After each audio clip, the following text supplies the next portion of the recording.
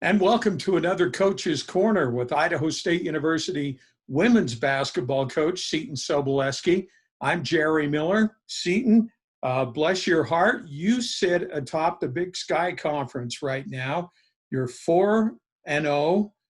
You're the only unbeaten team in conference play left in the Big Sky since both NAU and Idaho split their series. And you're ranked number 23 in the mid-major college insider poll. How you feeling right now? Good right now. As always with me and everything we try to do, I try not to get too carried away. We know you can be on top one minute and on the bottom the next, and just trying to keep it all in perspective and trying to get better every day. But yeah, it feels better today than it would be if I was at the bottom. So. How did you and the team spend the holidays? Quite a few of them stayed here in Pocatello. A majority of the players did. And they kind of just hung out with themselves. A couple of parents came into town and spent Christmas with them and some of the families. But it was pretty low key. We had a couple of people that went home, but they took all the necessary precautions and did the quarantining while they were at home and quarantining right when they got back. And so it's obviously just like everything this year. It was a little untraditional, but I was glad that we got at least about 7 days break for them. Well, you jumped right back to it with a couple of games against Weber State, and you picked up 2 more wins. What impressed you most about the way your team played in those games?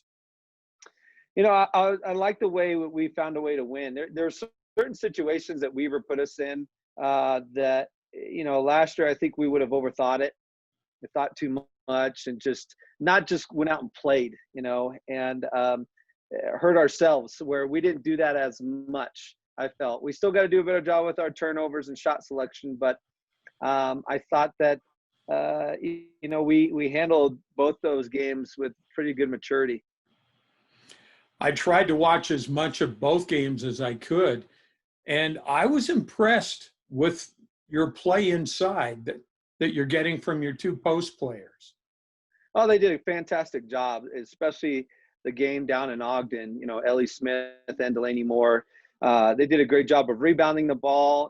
Ellie had 8 boards one game, 7 the other, and she's made a stronger effort to try to be a better rebounder. And same with Delaney. And Delaney hit a big 3 against Weber to open up the game, which is not our norm, but she hit one, and they did a great job of finishing around the basket. And the guards did a good job of getting them the ball, but they stepped up. They did a pretty good job. Well, this week you take on Northern Arizona. You've got a couple of home games at Reed Gym, Thursday night and Saturday at noon. Talk about NAU a little bit, because they're in second place tied with Idaho right now at 3-1. Northern Arizona has just done a great job of building a program and keeping a core group of kids together, especially with Rashid and Schneck and Bailey. They've done a good job of building and improving, and every year becoming more and more competitive. So that's part one. And they've really turned into a dangerous offensive team. They put you in a position where they can really spread you out. They're starting 5 players can shoot the 3. Their starting center, percentage-wise, is the best 3-point shooter, and so they know how to take advantage of that. And they're very diverse in their offense. You're going to see all different types of stuff that you have to deal with, and same thing with their defense. They have multiple defenses that you have to prepare for. So it's not an easy game at all. And NAU has received some votes for first place. Preseason polls, they received some first place votes. So they're going to be tough. They're going to be tough to play against. The men had both of their games with Weber State canceled because of positive COVID testing. Your take on the season so far for your team and why you've been successful in being able to play most of your games. You had 2 early cancellations, but you guys have just been rolling through. Yeah, we've been really lucky, I think, and we've been trying hard. to stay away from the situations where we could pick it up. You know, the girls, it's been tough. It's been a tough thing mentally to isolate as much as they've been isolating, but that's what they've been having to do. And they wear masks and they use the hand sanitizer and just try to be as smart as they can. And so far we've been lucky. I'm not going to say it's going to be perfect the whole season, and we're just going to have a clear path to play every single game. But so far so good, and we just feel lucky to get to play any game. You know, it's just such a huge luxury just to get to play college basketball during this situation, and so we're working hard at it. Well, I know what the men's regimen is and how they're kind of hanging with the same person all the time, their roommate, and how they deal with meals. What is your procedure for making sure that the girls are as safe as possible? Yeah, it's something similar, you know, where they try to just hang out in the same households, and hang out with the people that are immediately on the team. Even when we're with the team, we try not to gather in large groups. So one of the things that's disappointing this year is we didn't have any big Christmas party with the whole team over at the house. We didn't have anything like that for Thanksgiving as well. And, you know, it's been tough, but you know, we wear masks every day. We use hand sanitizer. We try to stay away from people. We test regularly, just like everybody else does. And then a little bit of it is luck too. You know, we all got to go to the grocery store. You know, we've all got to go to class and be there in person sometimes. So, you know, a little bit of it is hopefully luck. When you look at the emotional health of the team members, what do you see? It's tough right now. It's tough. Adjusting to all the isolation has been difficult. Our entire team's been here since June, first week of June, and they've been lifting and shooting on their own. And then end of July we were able to do some workouts, but they've gone a long period of time without seeing their families. Our international players, none of them went home. Callie got to go home for a little bit, but it was really difficult to get her back over here from Australia. She had to get special permission from the government to come back. But, you know, Dora, Diaba, Steffi, and even Lily, they're going on over a year without seeing their families.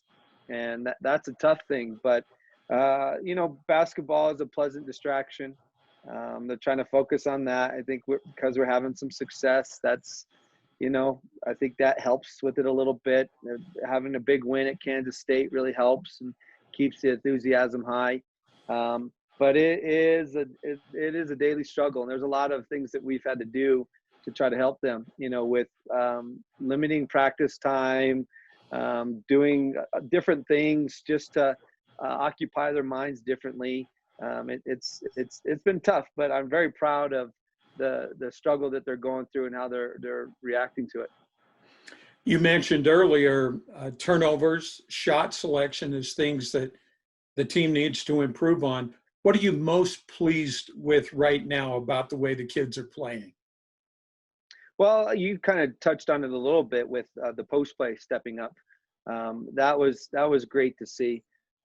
It's great to see that, you know, people coming off the bench are ready to contribute. You look at what Montana has done, both in the Kansas State game and in the Weber game at Weber. She's really come off the bench, and when other people were struggling a little bit, she came in and knocked down shots and played great defense and rebounded the ball. And I'm very proud of the effort, you know, that Montana and the bench has put in. Well, Seton, looking forward to more success.